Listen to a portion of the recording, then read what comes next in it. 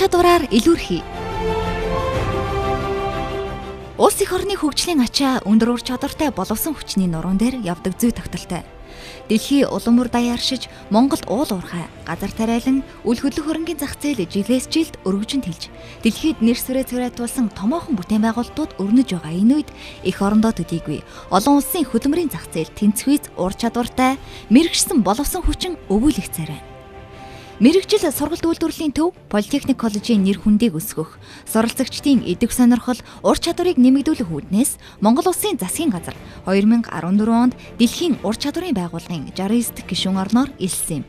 2015 онд Бразил улсын Сан Пауло хотноо зохион байгуулагдсан дэлхийн ур чадварын 43 дахь удаагийн тэмцээнд манай улс 9 мэргэжлэр оролцсноос багийн дүнгээр 60 орноос 42 дугаар байрт орж анх удаа гэхэд чамлахааргүй амжилт үзүүлсэн билээ. Тэгвэл Арабын нэгдсэн Эмират улсын Абу Даби хотод 2017 оны 10 дугаар сар зохион байгуулагдах 44 дахь удаагийн дэлхийн ур чадвар тэмцээнд манай улс 6 мэргэжлэр оролцохоор бүртгүүлсэн бөгөөд Мужааны төрөлд Эрдэнэ мөх, Өрөг угсралтад Мягмар сүрэн, Гагнуурт Жанлаг ойдов, Цахилгаанд Төгөлдөр, Сантехникт Долгормаа, Тогоочид Давгсөрөн нарын мэргэжлийн улсын аваргууд оролцохоор эксперт багш нарын хамтаар бэлтгэлээ базааж байна. Би багасаа давгаа юм ийсгээд манай ус мууж яадаг.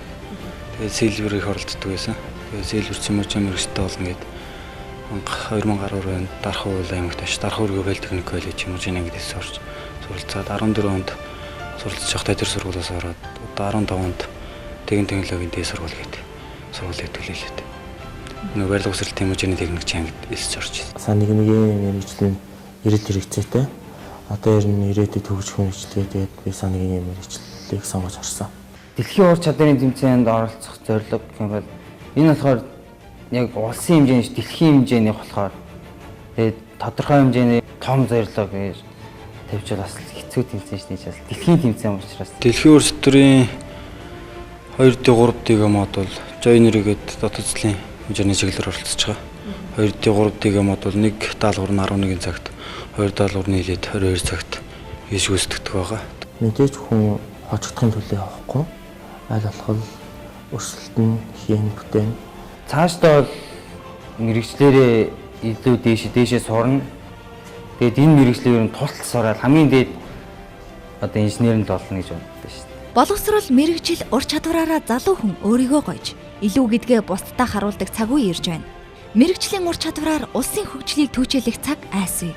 Дэлхийн хөгжлийг дэргэд авчрах ур чадвартай, авиаслаг, шилдэг залуустай өндөр амжилт хүсье. Монгол орны хөгжлийн гарц чадварлаг монгол хүн танаас эхэлнэ.